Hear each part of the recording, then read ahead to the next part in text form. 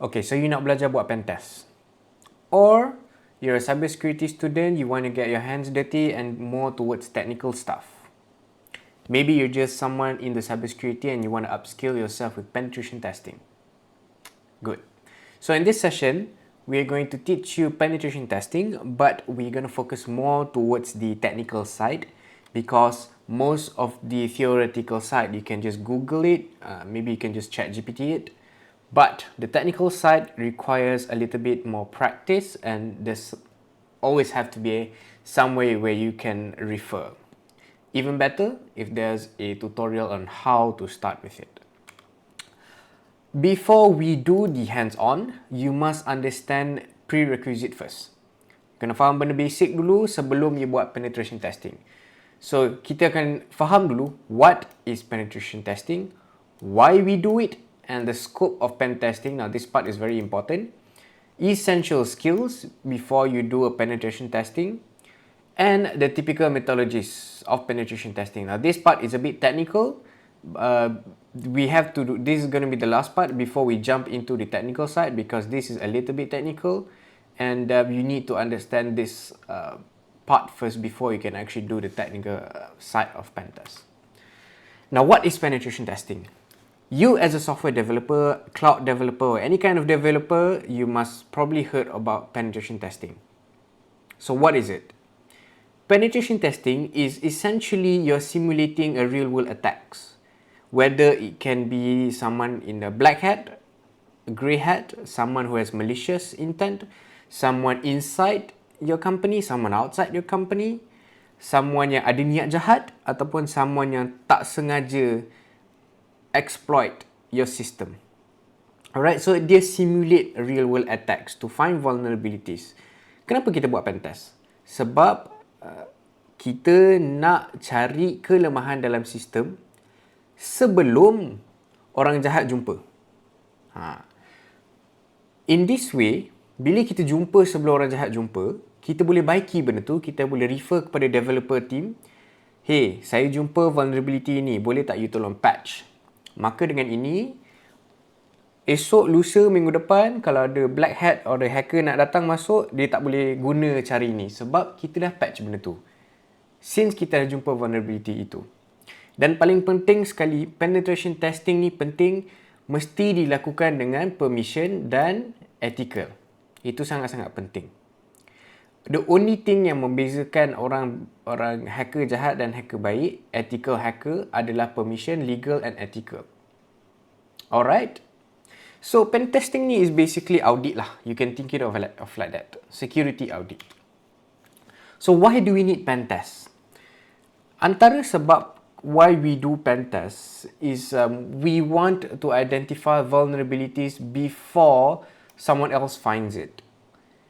If we find it first, we can patch it early on before it's going to be live on production. Because once it's live and in production stage, once dia dah reach internet facing, hackers, the black hats, they boleh attack your system directly. So in order to prevent that, kita identify the vulnerabilities first. That's one of the reasons why we do pen test. Another reason why we do pen test is compliance. Now this is a very huge thing, especially those who are already working in cybersecurity, also those who are already inside company. Some of the reasons they do penetration testing, not because they really care about security, but it's because of compliance.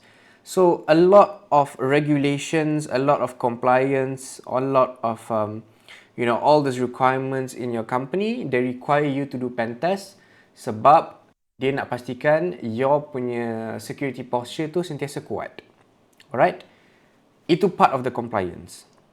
Okay, so in Malaysia kita ada beberapa compliance yang kita kena ikut dan juga regulation. Tapi mostly on compliance, dia require kita buat pen test. Especially those inside financial ataupun security industry field. So if you're a bank, you're an asset manager, sometimes if you are actually complying with the regulation, you kena buat pen test. Another reason why kita buat pen test is to test incident response. This one.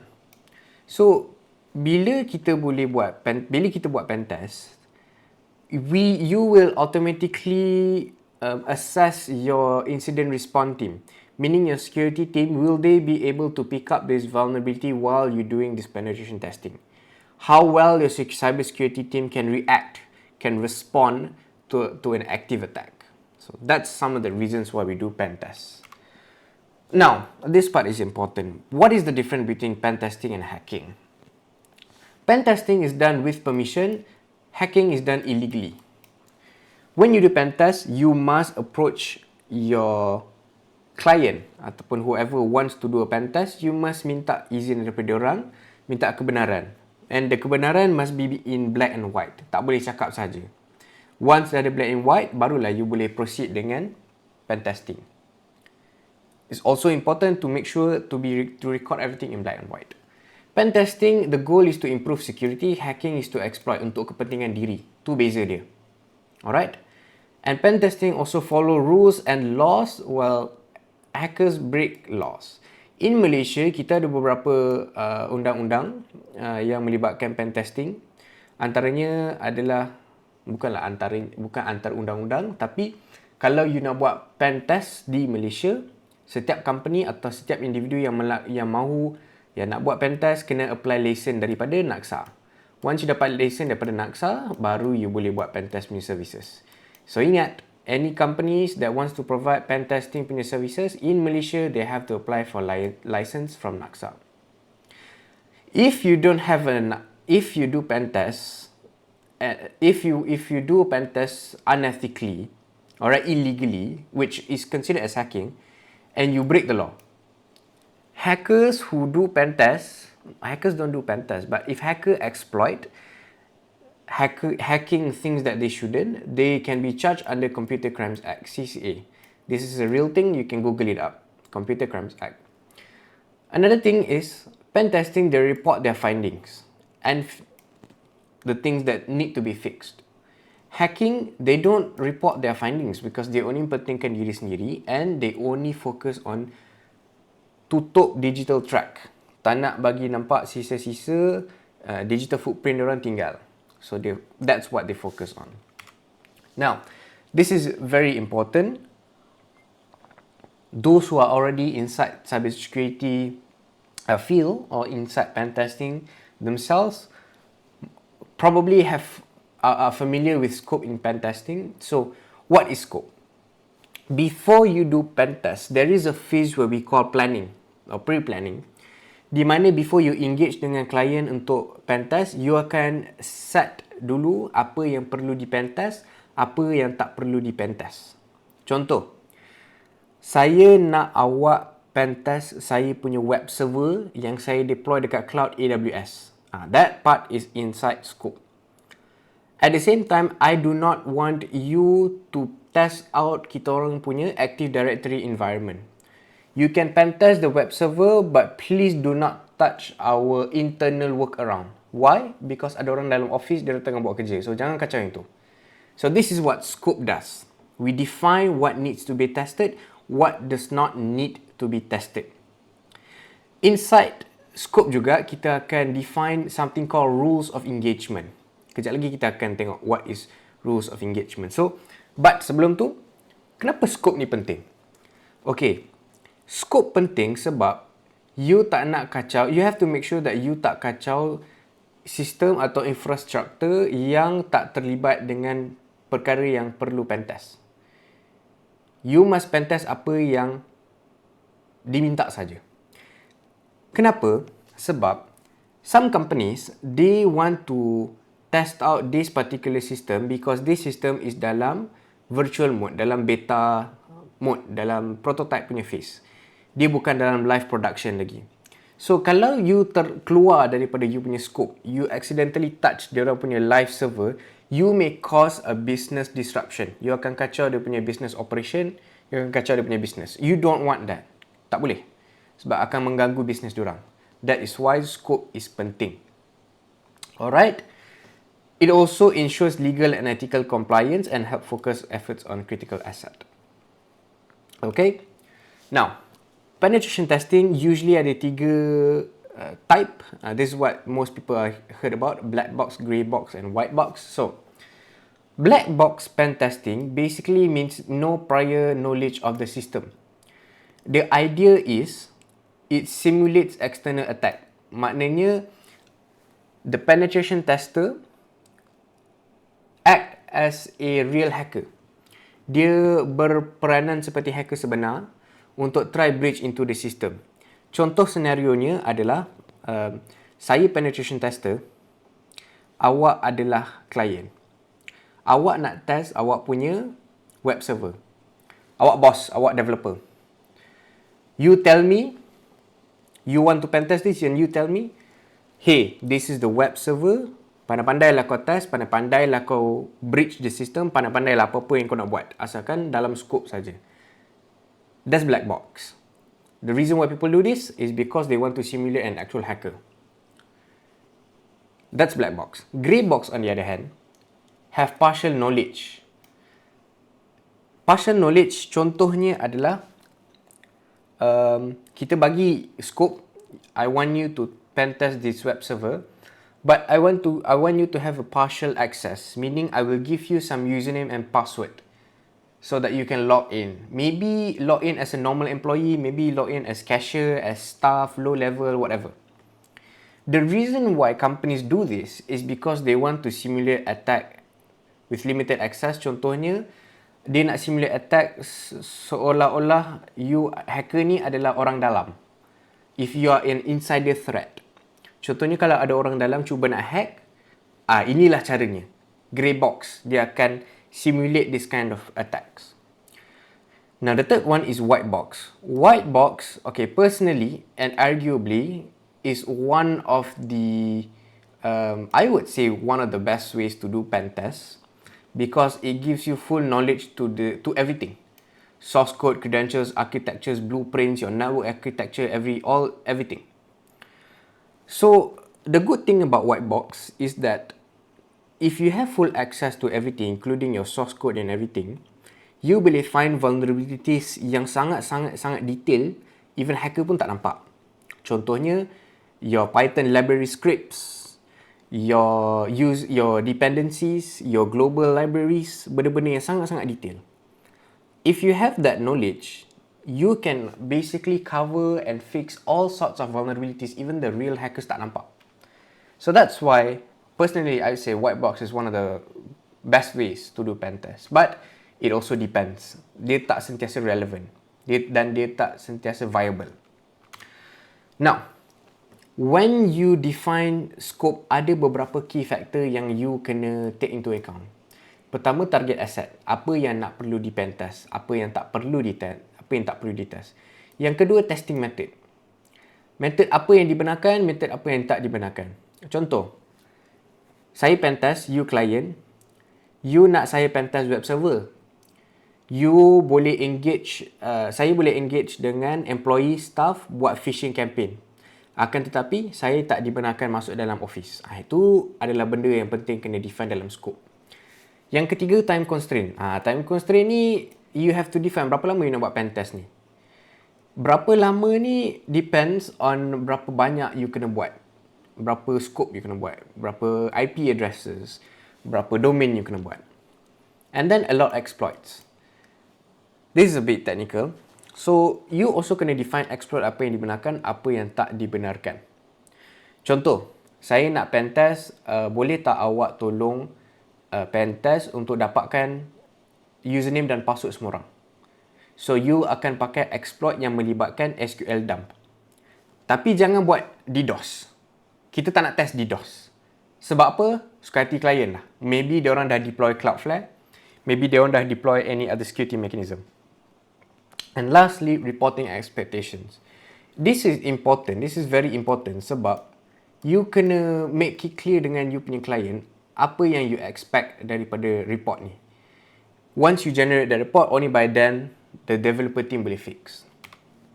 Now, this is what I mentioned earlier, rules of engagement. You can think of it like a scope. So dalam scope ada bawah dia lagi something called rules of engagement. Basically rules lah yang kita kena define semasa kita buat pen test tu. Contohnya testing window. Bila pen test ni boleh dilaksanakan. Setengah company For those yang memang dah buat pentest, dia dah tahulah pasal benda ni. Setengah company, dia orang hanya allow buat pentest pada waktu malam. Kenapa? Sebab waktu siang orang tengah pakai benda tu. So, waktu siang orang tengah kat dalam office, tengah pakai sistem tu, kalau you buat pentest on the same time, dia akan mengganggu. So, that's why sometimes in rules of engagement, kita define pentest ni hanya dilaksanakan waktu malam. Access level, kita kena define juga sejauh mana akses yang kita ada. Adakah credentials telah diberikan atau tidak? Okay? Handling sensitive data. This is also important. Sebab bila you pentest and bila assumely you dapat obtain username dan password daripada target, macam mana you nak handle data ni? Sebab data ni dikira sensitif. You tak boleh suka-suka simpan macam letak dalam USB drive, letak dalam handphone, tak boleh. You must define dulu apa yang, macam mana nak handle data ni. Emergency context. And now this is very, very, very important.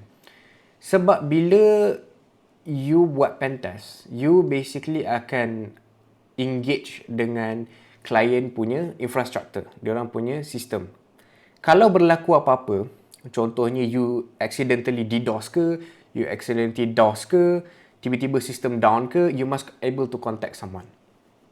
Okay? And allow techniques. Apa teknik yang dibenarkan, apa yang teknik tidak dibenarkan. Contoh, enumeration. Setengah company bila di-deploy macam contohnya dekat cloud AWS atau Azure kan, bila you buat brute force attack, dia automatically akan naikkan traffic. Bila naik traffic, cost akan naik. Sebab tu kadang-kadang kita tak buat setengah teknik. Contohnya brute force. Sebab dia akan menaikkan cost, dia akan meningkatkan traffic, macam-macam reason.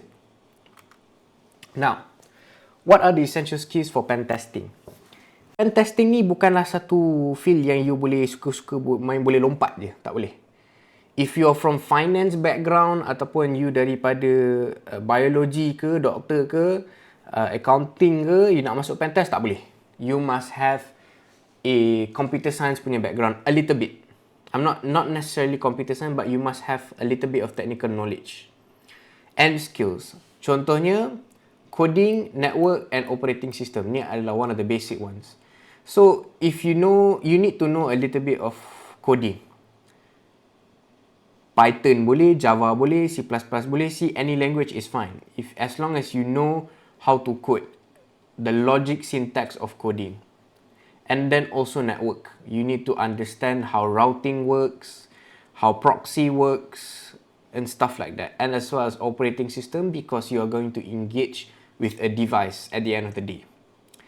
And then you must have this practice of understanding how system work, because that's how you're going to find vulnerabilities and that's how you're going to find exploits. And lastly, mastering automation and scripting. This is quite optional. You don't necessarily have to master it, but if you can do it, that's even better. I'll be honest with you, pen testers nowadays, even the pro ones, even the ones in the industry, they even use ChatGPT to automate everything. They use AI, LLM, to make things faster and more efficient. Now, pen testing methodologies. We're going to use this a lot later on during our hands-on practice. Basically, when you do pen test, these are the 6 methodologies that you will most likely will be doing in order to achieve your goal. Yang pertama, reconnaissance. Reconnaissance ni basically you akan mencari information as much as you can. Then you akan cuba identify target asset.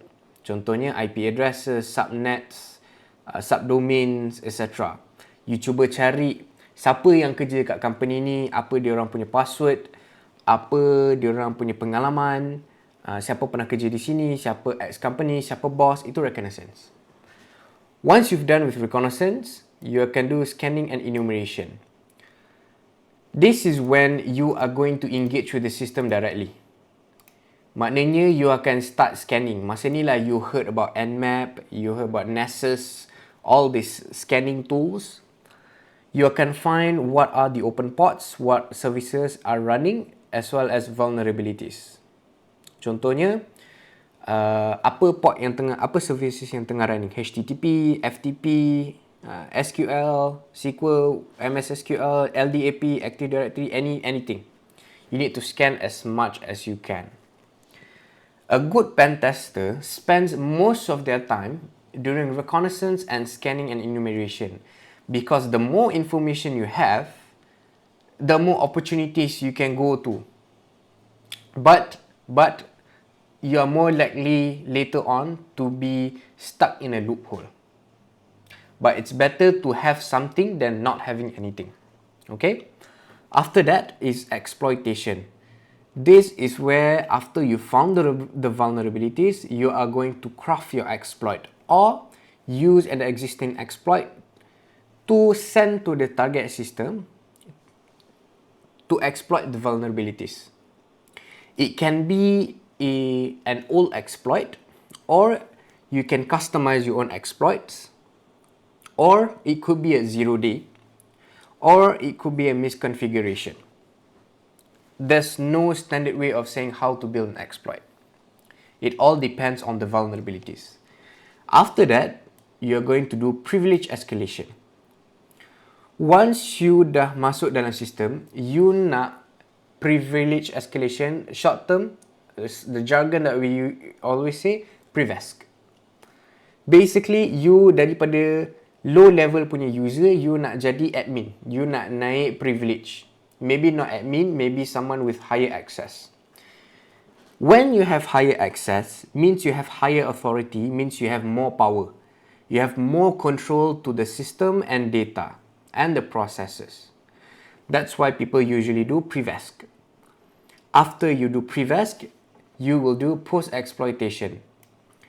Post-exploitation means selepas you dah exploit, apa you nak buat? Adakah you nak dump database ataupun you nak letak backdoor, whatever.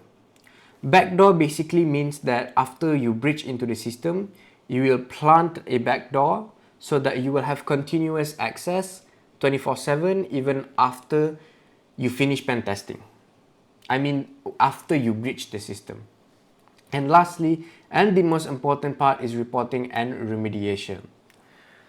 To be honest, most pen testers say the same thing. Reporting is the most boring part and the part where most pen tester hates. But it is the most important part of penetration testing, because even if you manage to pen test and you cannot produce a report, it's not going to be viable, it's not going to be useful to the client. Alright? Reporting ni lah yang membantu developer untuk patch dia punya vulnerabilities, membantu untuk company untuk faham dia punya security posture. Alright? So that is all untuk session kali ni. In the next video, kita akan move towards setting up the environment first before we do pen testing. So next video it will be short. We are going to install Kali, set up proving grounds, and perform our first pen test. Thank you guys for watching. See you next video.